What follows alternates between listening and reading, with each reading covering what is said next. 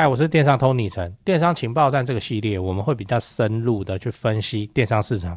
聊一下我所看到的产业变化跟未来可能的发展。我的预测还算准啊，你可以去看我以前的影片啊，反正业内在看大概都是这样。哦，我最近也开了频道会员哦，如果你觉得我的影片对你有帮助的话，欢迎加入会员，用新台币来支持我哦，让我制作更多更优质的内容来给你。今天呢，有一集特别的业配。我要介绍一款可以大幅提升远端工作效率的远端桌面软体 Desking 哦。那这款软体我自己也有在用啊，用过觉得好用哦，推荐给你们。先科普一下远端桌面是什么。简单来说，它就是透过网络，然后让你随时随地去控制另一台电脑。像我以前出差的时候，临时客户要调资料或干嘛，那我就会立刻用这个 Desking 哦连回公司的电脑。我记得那时候在高铁哦，连线都还没有断。应该说它断了也会接回来，然后反正你就等档案传好就好了。那就算电脑关机了，也可以远端唤醒，然后再来连线哦，非常的方便。那记得影片要看到最后，我会告诉你为什么在这个时代，只要你是电商从业人员，就应该要掌握远端办公这个技能哦。那这一集我们来聊远距工作将成为电商日常。我们先讲这件事情哦，为什么会重要？因为现在的新鲜人都想要找能远端上班的工作，真的哦。不是只有台湾哦，世界都这样，加拿大啦、芬兰啦、美国啦，都是，连你觉得最保守、最社畜的日本哦，也是有这样子的情形发生。然后远端工作非常的吃香，所以如果你的公司还不愿意让同仁部分远端的话，未来的招募可能会出现各种大大小小的状况。这我解释一下他就不是不想进公司还是怎么样，他只是说希望一个礼拜可以有1-2天不要进公司，他就很爽了哦，真的是这样。所以他们要求的是部分远端，很多中小企业老板一听到远端的可怜，那其实没有，你就1-2天就变成一个变相的福利这样。你看之前疫情的时候，是不是大家不能进来？全远端呢，一堆公司还不是正常运作所以疫情就让远端工作就加速了嘛。以前远端工作你就混怎么样？那现在的远端工作是很正常的事情。这个我深有同感哦，在疫情以前一定都是我们要去客户的公司拜访啊 ，B to B 就是这样嘛你不来好像你看不起我你想要远端会议打发我，那疫情的时候只能远端会，而且客户都不想要你来，你想干嘛？你投毒是不是那现在疫情之后，能远端就远端反正我们在跟客户 demo， 他不用，那女孩子不用化妆，反正他也不开视讯镜头。反正远端现在很受欢迎。我说远端会议这件事那我们来看一篇新闻，标题我念一下：远距工作时间排名这国最长，韩中垫底，台湾居中。那内容是这样就是史丹佛经济政策研究所发布了一份涵盖40个国家的调查，调查了16000人都是大学毕业生社会新鲜人这样。那就调查说这个国家的员工平均远端工作的时间是怎么样？来，第一名加拿大，每周1.9天；第二名英国，每周1.8天；第三名芬兰，每周1.7天；第四名美国，每周1.6天。后面排名我就不念了，台湾的排名在中间，每周1天。真的吗？真的吗？你有在每周1天远端工作吗？然后日本在台湾的后面，每周0.7天这样也就是说，对于现在的社会新鲜人来说，能不能远端工作对他们来说很重要。他们看这个能不能远端工作的，这叫什么福利吗？这 priority 超级高，比薪资还高你看，那这些相对来说比较没有优势的社会新鲜人，他都这样在争取咯。我讲没有优势，不是要笑那个刚出社会而是就刚出社会还没有做出成绩所以在面试上他没有什么筹码但是人家就在那边争取远距上班时间所以你要讲什么初生之犊不畏虎在电商这个行业或资讯或系统这个行业如果你有在招募或者在面试人的话，你是不是很有感觉？就是那个你跟面试者说我们公司可以远端工作其中1天居家上班或者什么那个对面试者来说都是一个很强大的吸引力，我也不知道为什么会这样，就变成一个福利了。我还是比较传统的，我还是认为说天天进公司会出什么事情大家都在比较好处理。那现在的我不会说用我传统观念去要求同仁还是怎么样，而是反正就是远端是个趋势嘛，然后就远端下去，这个团队也没垮啊，公司也没倒啊，所以不是不行哦。时代就是这样子在前进，那我们就配合啊，就这样。再来，你要知道电商界该导入远端工作吗？先说结论，我觉得应该要，而且应该大家很多电商公司早就在这样子做了哦。那你也应该考虑提供远端工作，为什么？因为电商先天它就怎样，就适合远端工作啊。你都做线上生意了，哪有什么不线上作业的啊？那如果你的作业流程里头有超过一半的内容是无法线上搞定的，那就看能不能做一些调整哦，然后提供出远端工作。电商的工作包含很多，像物流仓储里头，你还远端工作，那谁去包货？这当然不太可能哦。可是行销啊，对不对？内容啊，那采购啊，都是有可能去做远端工作的。提供远端工作会有几个好处哦。来，第一个，招募变简单，就像刚才提到的，社会新鲜人都想要找远端工作，而且我讲一个我观察到的现象哦，台北的房子太贵了，你不管是买不要讲了天价，那租也是非常的昂贵哦。女孩子要租好一点，是安全的考量哦。我们男人哪有差？这个暗夜中的公寓哦，看着我走上楼的那个背影，我看起来比较像坏人哦，但女孩子不行啊，要有电子锁，要有电梯这样。很多上班族就变成怎么样？就变成房子要么租得很远，要么买得很远哦。例如说，公司在内湖科学园区，然后来应征的杰出人才们，从淡水到内湖已经算近的，你知道吗？我还遇过从桃园上来面试，还有从宜兰上来的，真的还有那个就排面试周，反正他就高雄排面试周，这个礼拜密集的面试，然后睡朋友家。准备北漂这个我都看过，然后确定落脚之后，他才要租房子，都这样玩得很极限了。这个我特别讲一下，宜兰上来的真的嘞，他就是搭那个葛玛兰首班车过来，然后再搭捷运转到内湖这样。然后他跟我说，那个首班车大概都是客满的，还有人要用站着的因为大家都是来台北上班的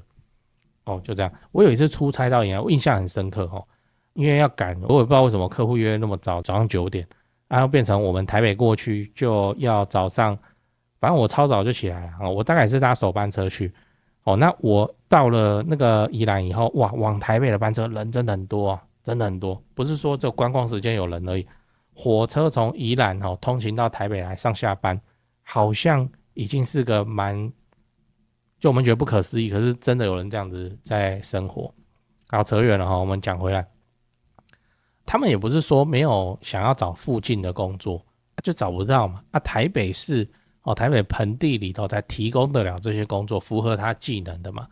如果他在他的家乡去找，那大概只能找到一些就薪资比较堪忧的啦。他一生学习的电商技能，着陆业设计，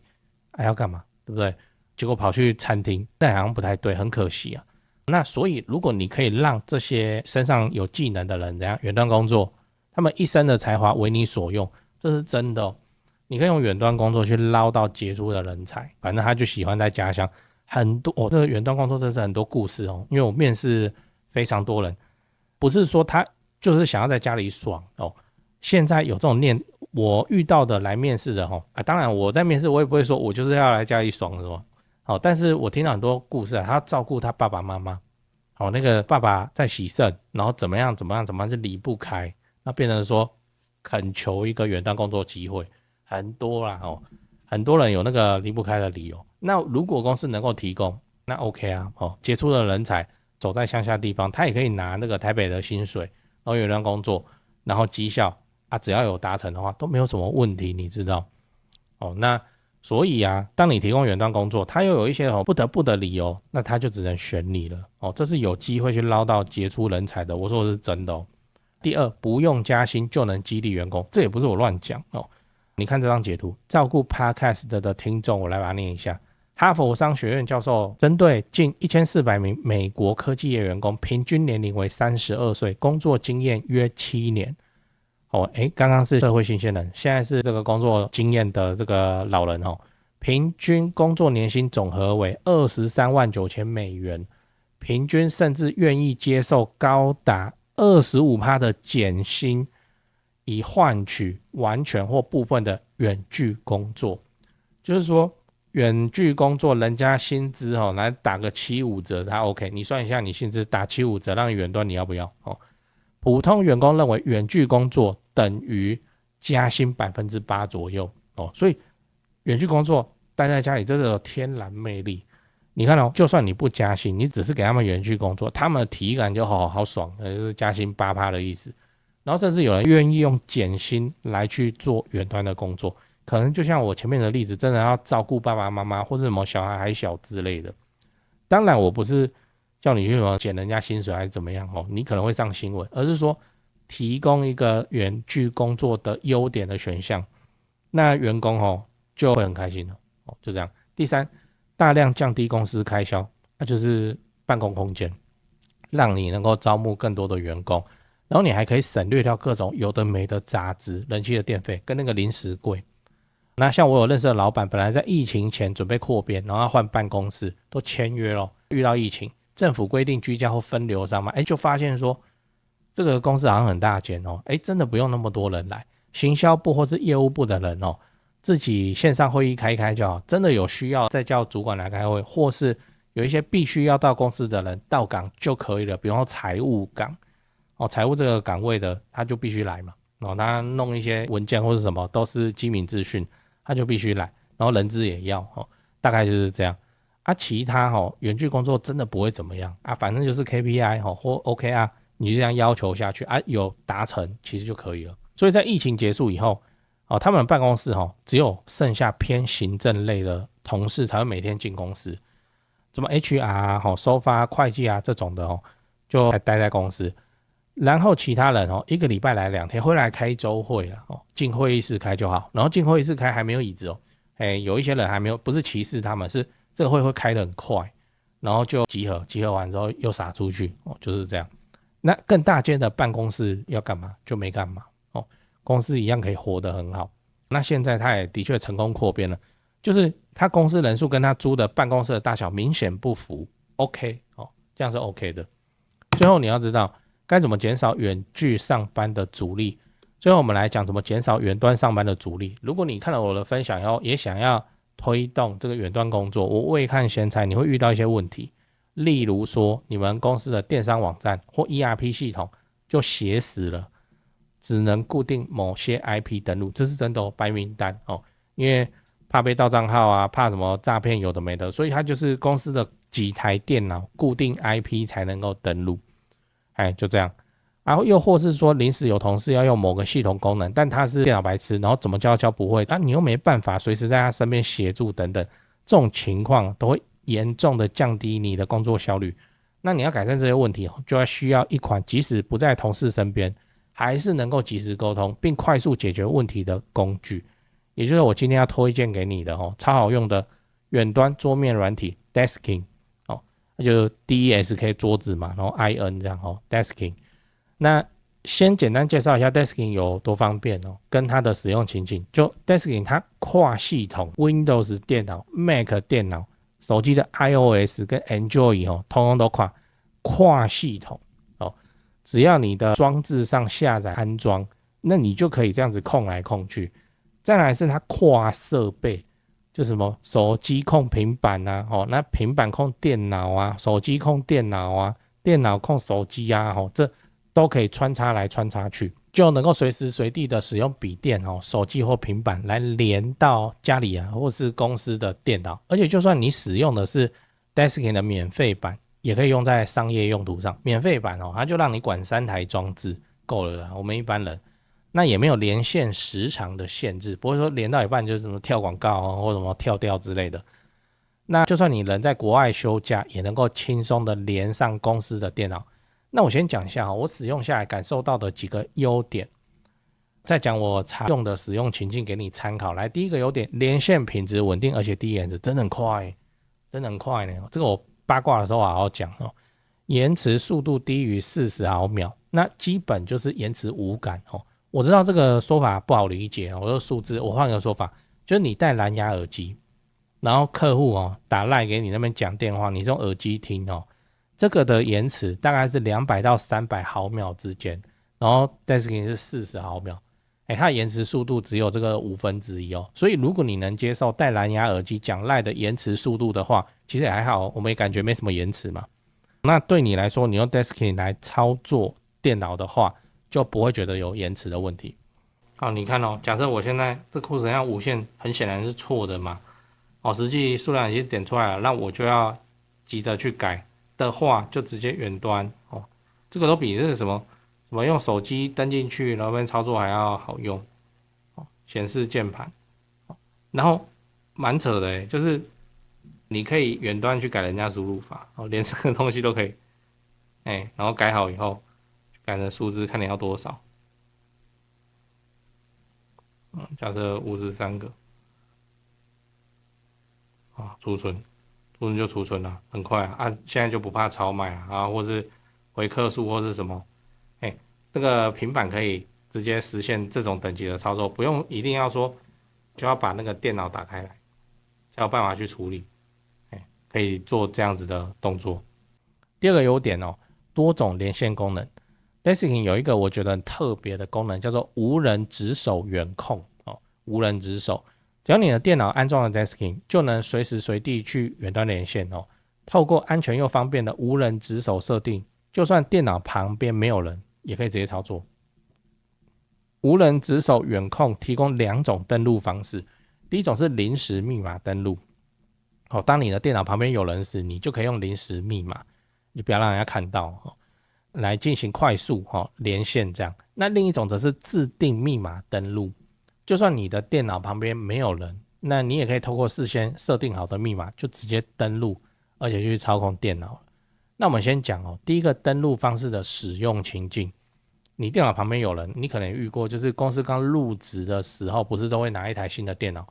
然后要毛起来灌一大堆有的没的管理的东西，然后灌失败的时候，你也不知道怎么办，就要去找 MIS 或 ID 来帮忙。现在应该都不用了， MIS 大概就可以使用 Desking 这种工具就是灌 Desking， 然后他就问你画面上出现的设备代码跟临时密码，也不用到密码，反正他就说有了那个设备代码之后，他就说要控，然后你就按同意，它就开始动，你就看他表演就这样，然后他可以直接操控你的电脑来灌有的没的软体，那连人都不用走过来这很方便了。那像我平常跟客户在 demo 的时候，使用我们家 Cyberbeats 系统的时候，也很多是那种就人在中南部，还有那种离外岛的，你知道，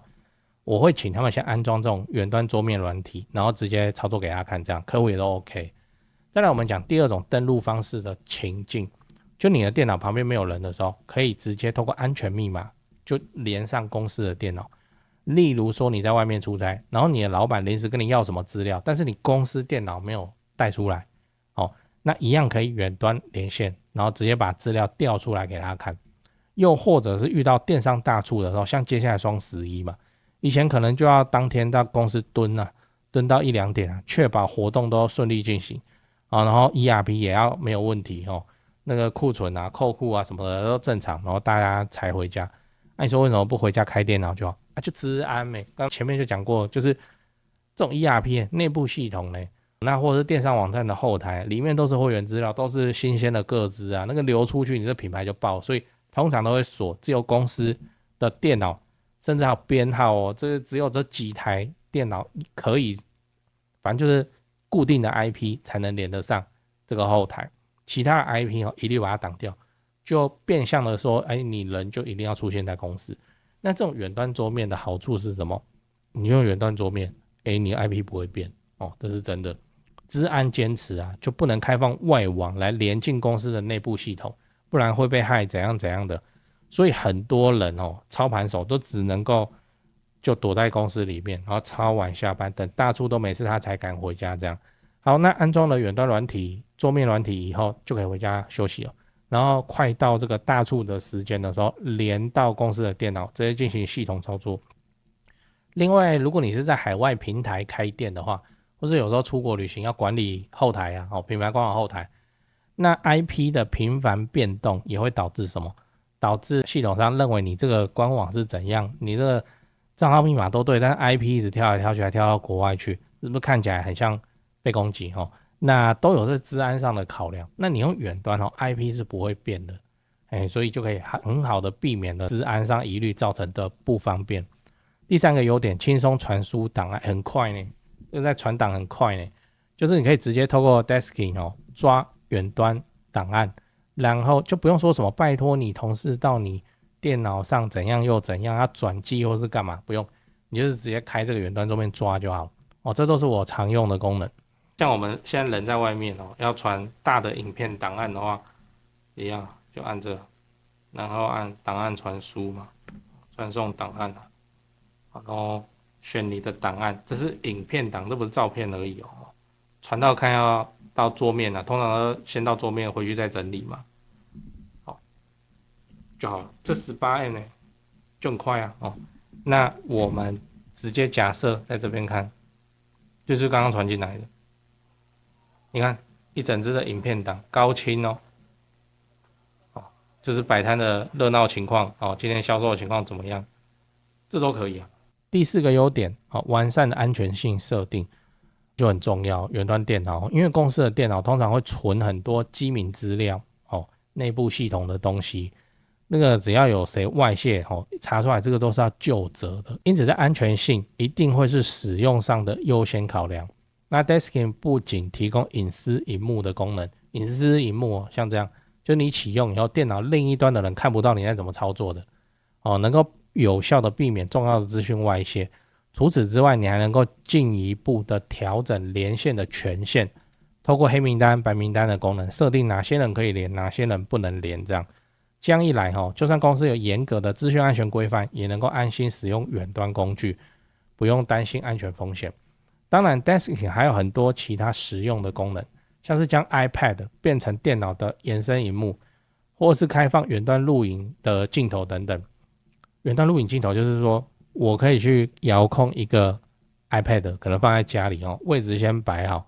然后去看它的摄影机，还可以看前看后，然后看一下家里的猫还是什么的有没有问题这些东西都可以。现在这些功能也非常方便，只是我个人比较少在用了。如果你想试试看的话，我会推荐你直上 Desking 的付费版，反正也不贵。因为付费版有几个明显的优势，首先是它管理超过100个装置，就免费版支援3个装置嘛，你的电脑你的手机，然后顶多再加你的平板应该就满了那你就装不下这个客户临时发来的需求，你就要先删一个那付费版以后可以管超过100个付费版非常适合企业或团队规模比较大的使用者来用。再来，